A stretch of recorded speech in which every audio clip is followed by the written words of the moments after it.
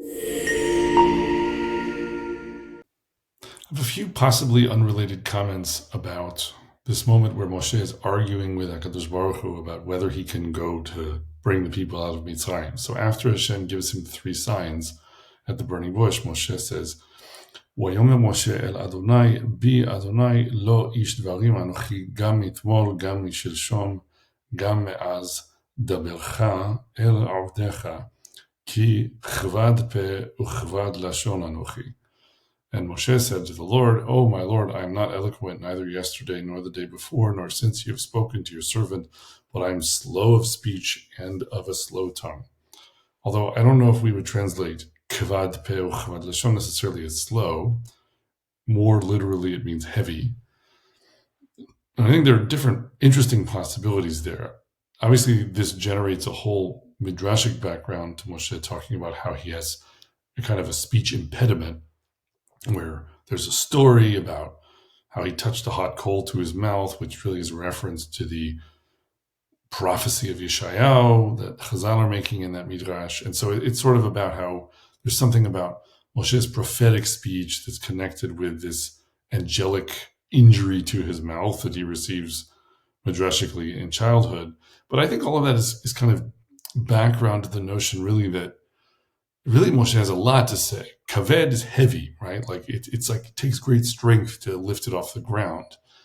And the point is, we know about Moshe that he has a very substantive message, right, to communicate. And I think it may be, part of the point is that he has something to say that maybe many people aren't prepared to understand or to listen to. At some level, it may be that he has something too profound to say, something too demanding of the listener. And so it's kaved, it's heavy. So it's not necessarily the case that he has a stutter or something like that, and just doesn't come across, but that we know really he has a very substantive message, but it's very hard for most people to hear it because it requires kind of too much patience or too much comprehension of something complex. So, you can imagine that's a fair account of who Moshe is. And then HaKadosh Baruch Hu is saying to him, "Vayomer Adonai elav, mi sampe le'adam, o mi yasum ilem, o heresh, o pikeach, o iwer halo anochi Adonai." And the Lord said to him, "Who has made man's mouth? Who makes the dumb, or the deaf, or the seeing, or the blind? Is it not I, the Lord?" And then the text goes on. We'll just finish it up, and then there are a few different comments, possibly unrelated, to make about this. Wa'ata lech vanochi eheya'im picha, v'horeticha asher tidaber. Now therefore go, and I will be with your mouth and teach you what you will say. And then Moshe finishes with, "Vayomer bi Adonai shlachna biyad tishlach." And this is a hard one to translate, but he said, "Oh my Lord, send, I beseech you, by the hand of him who you will send." Shlachna biyad tishlach. Send, please, in a hand that you will send, or send, please, a hand.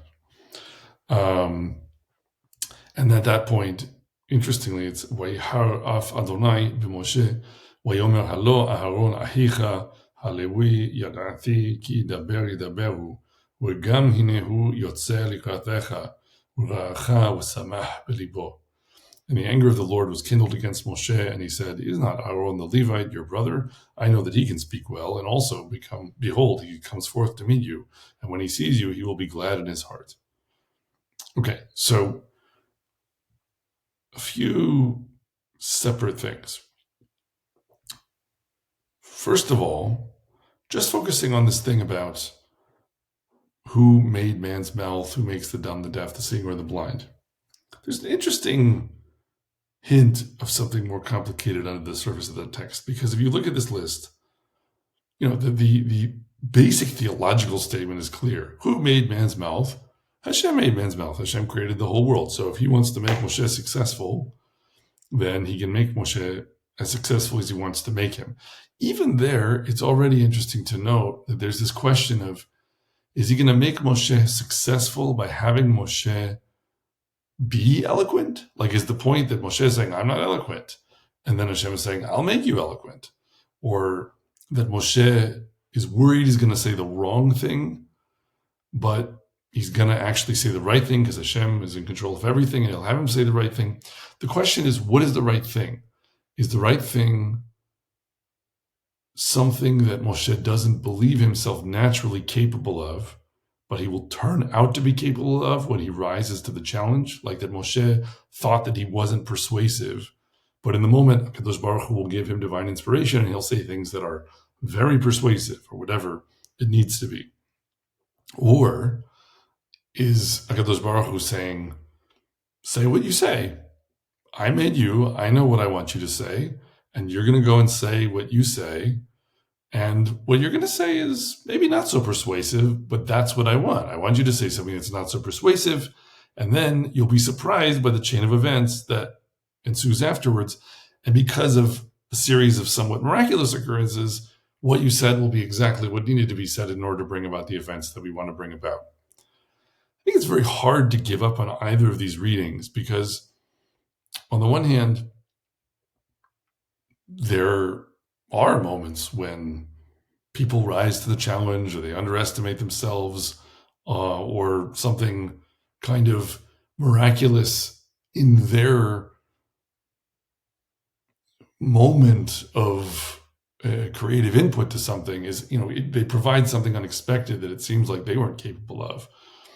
But it's also true that sometimes what we think is necessary isn't actually necessary because things are working differently than they seemed to be working. And so it's not that the actual skill of the person rises up to some necessary level, but instead circumstances are such that the skill wasn't really what turned out to be needed.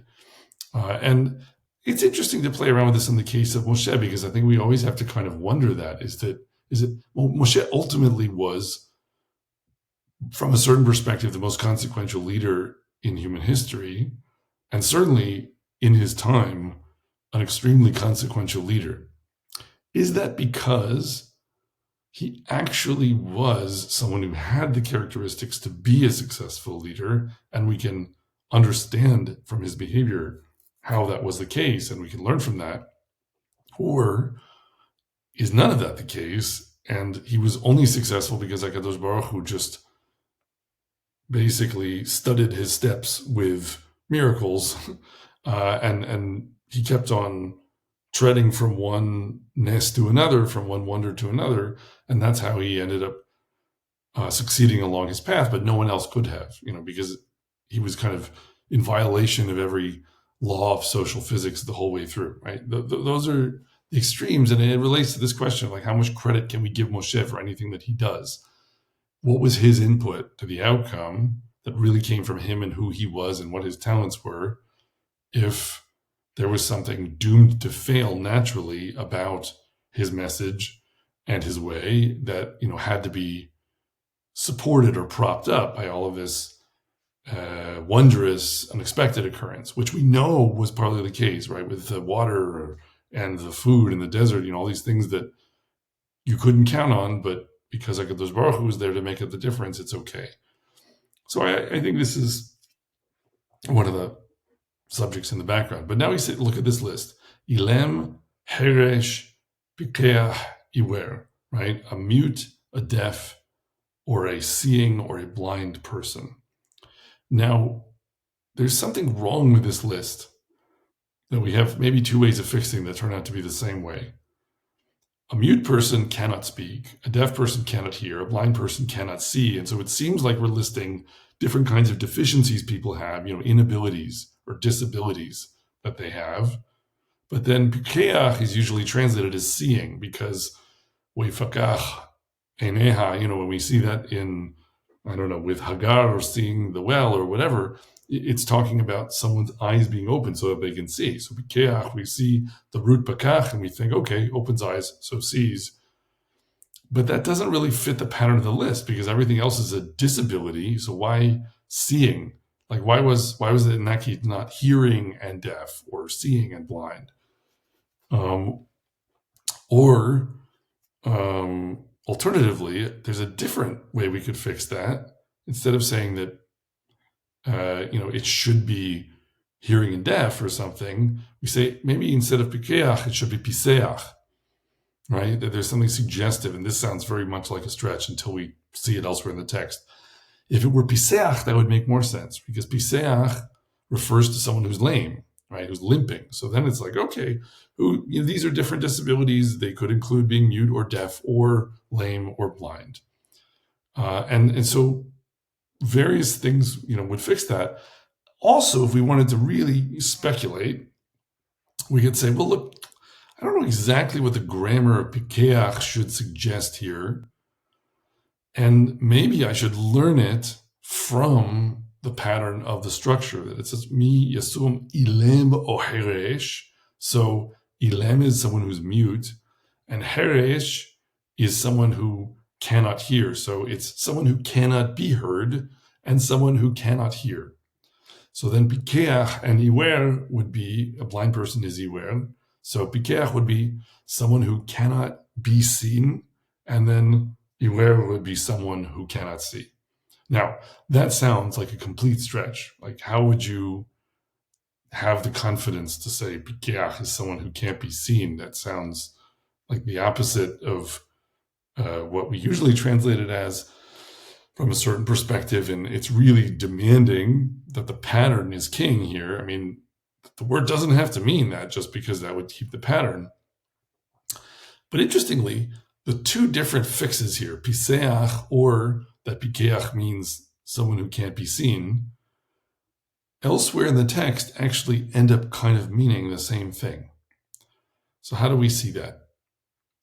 Well, first of all, piseach sounds like Pesach, right? So it reminds us of the passing over or the skipping over or the limping over or the protection, or all these different translations of Pesach that you can give, that people have given, that when we have Makat Bechorot, the striking of the firstborn, this Pei Samech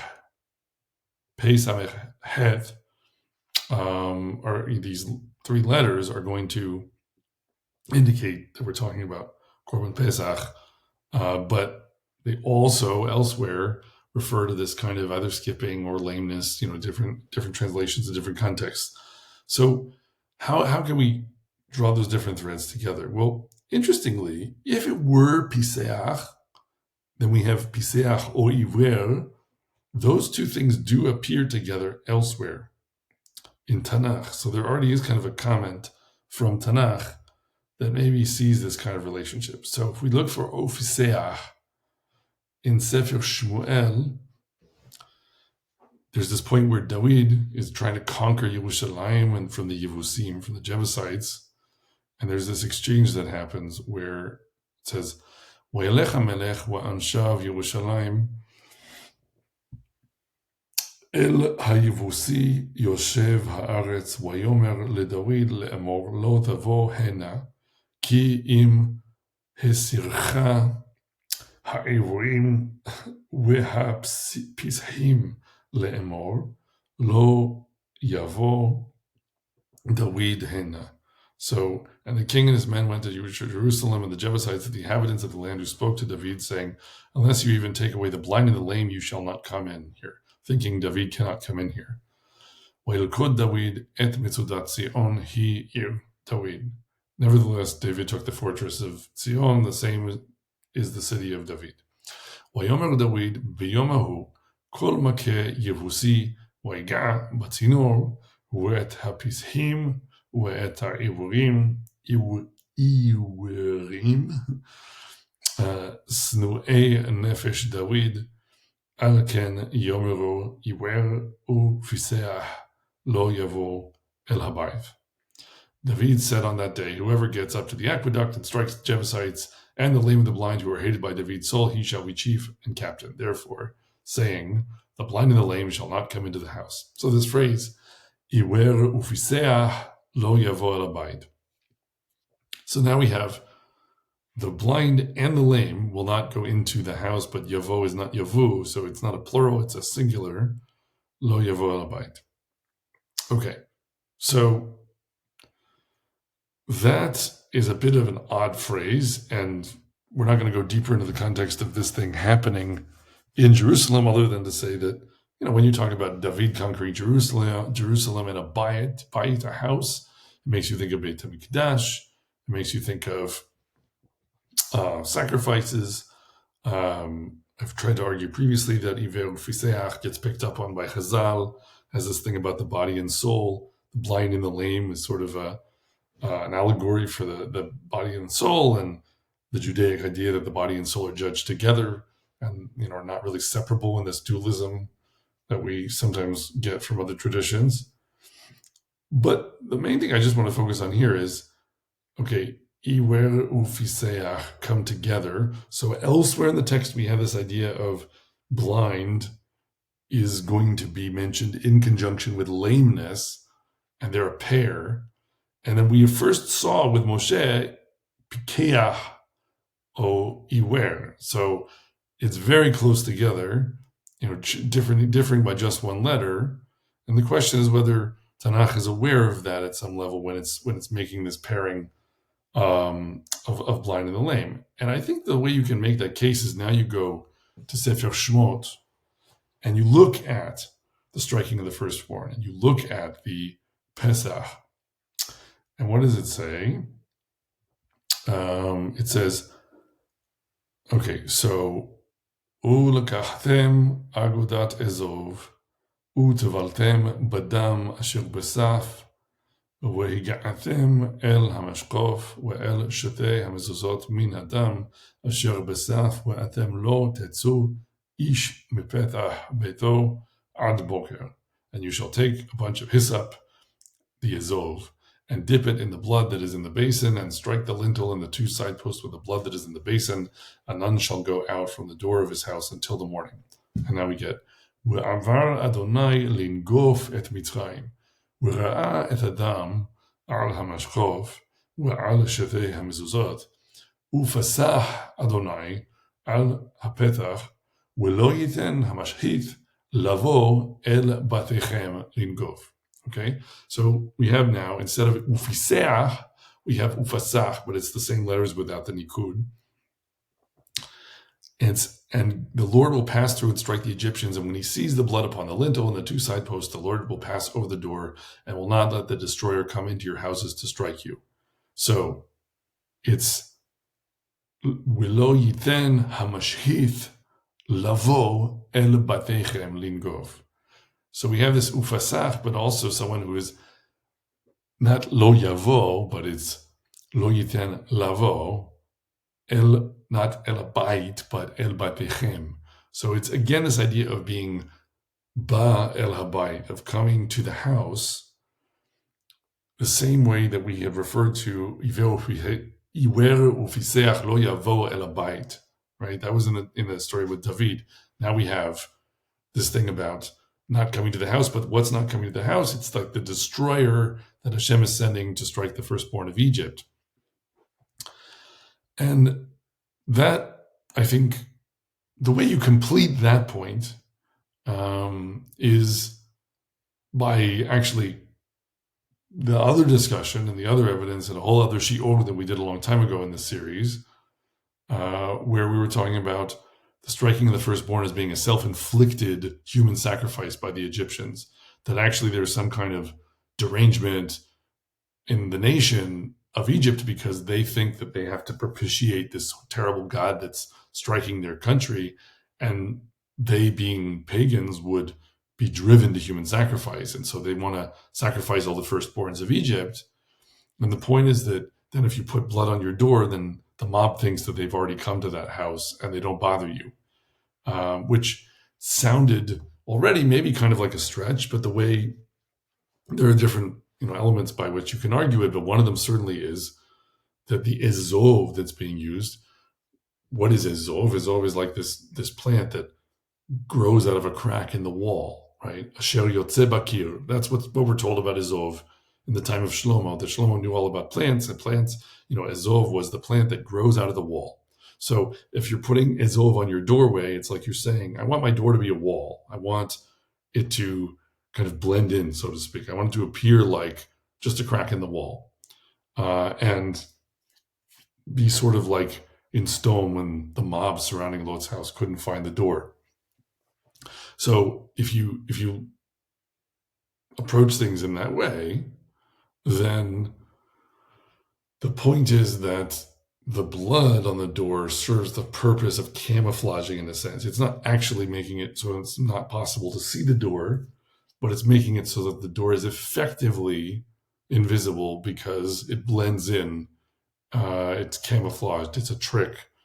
It appears not to be something that one should pass through. And I think that this new comment with Iver Fiseach adds a dimension to that is worth mentioning, because when we go back now to this point with Moshe, where it's Pikeach and not Fiseach, we suggested originally that Pikeach actually is referring, in order to fix the pattern of the text, the Pikeach has to mean one who is not seen, right? Because we said Ilem is one who can't be heard, and then Heresh is one who can't hear, and then Pikeach is one who can't see, so that Iver can be one who can't see. Pikeach is one who can't be seen, so that Iver can be one who can't see. And then that would seem like a stretch, except that if it's Piseach, then everything that we just pulled together is, okay, it fits because it's Piseach, and now we have a whole list of different disabilities. But Iver Fiseach, elsewhere we get Pesach and David, Lo Yavo Labayit, and we suddenly have this whole idea of, in the time of striking of the firstborn, there's this notion of the protection that you're getting, the Pesach that's happening is maybe coming from some sense of trickery that is being established by the painting of the blood on the door, and that's why the house is being skipped over or protected. And the coming to the house parallel to Iver Fiseach with David is how we get that. And then we come over here, and the Pikeach, now in that version of events, when we think about Pesach, that Pesach is about not being able to be seen, right? The idea is that either when you just look at the basic idea that the firstborn of those houses is not being struck, it's like they're not seen by the mashchit. But you can go a step further and say, we're even kind of trying to propose a mechanism and saying they're not being seen because they're blending in. And I think what's interesting about that is that comes back to what we were talking about Moshe with at the beginning. Because at the moment of Korban Pesach, Moshe is telling the people that they need to slaughter these lambs, paint the blood on the door, and they think what they're doing is something that's going to provoke the Egyptians, right? Putting the blood of the lamb on the door is very publicly showing that you're slaughtering sheep. And it's explicit in the text that Moshe said earlier, if we slaughter sheep among the Egyptians, they're going to stone us, they're going to kill us, because this is, in some way a defilement of their religion. It's not explained in detail, but one has a clear sense that you can't just go out in the street and slaughter sheep in front of the Egyptians, right? And we have various points of the text that we see that there's some issue with shepherds and Egyptians and all of that. So they think, when they're putting the blood on the door, that they are going to cause a scandal. They're going to bring the house down on their heads, that they're going to be a lightning rod because they're slaughtering lambs and putting blood on the door.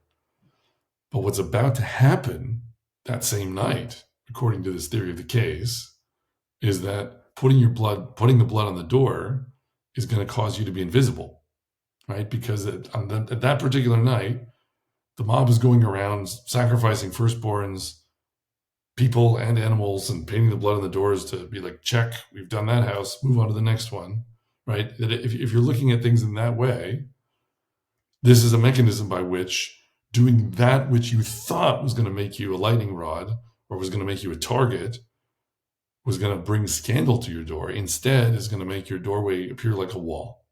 It's going to make you invisible. And that's how you're going to escape the raging mob you didn't expect that would have come for your firstborn, if you hadn't listened to Hashem and Moshe and done this mitzvah. So I think in the end, that's interesting because that goes back to what we were saying at the beginning about Moshe, that, well, maybe Moshe is being made eloquent by HaKadosh Baruch Hu in a way he doesn't expect. And Hashem is just saying, look, I created your mouth, and so I can make you eloquent on the day you need to be eloquent, even though you feel like you're not eloquent. And of course, that's true to some extent, or I mean, it's true certainly that HaKadosh Baruch Hu can make anyone as eloquent as he wants to make them. And on the other hand, the Torah really, I think, shows us a lot of times in a lot of ways where HaKadosh Baruch Hu exhibits a strong preference to surprise us with what can happen naturally rather than constantly pausing what seems to be the natural condition of the plot. So if Moshe is kavad be'uchvar lashon, and he also calls himself at other times arar svatayim, like that he has uncircumcised lips, meaning maybe that he speaks the tongue of the Egyptians rather than that of the Hebrews. So whether the problem is that he's speaking in a foreign tongue and he can't therefore convince his people, or whether it's that is a stutterer, or whether it's that because he's the prophet that understands Hashem better than anyone, there's something so profound about what he has to say that no one can listen and no one can understand. And it's very kaved what he has to say. Whatever those circumstances, I think what you can say is that it might be that Moshe goes, and the way that he presents is his normal self, right? That there isn't actually anything that's miraculously fixed about what he has to say. And yet it is successful. But part of the way that we see that is that we don't realize what needs to happen, right? We don't, before the fact, see the set of events. So even Moshe might not be privy to some degree to all the different things that are going to happen before he can bring the people out of Mitzrayim.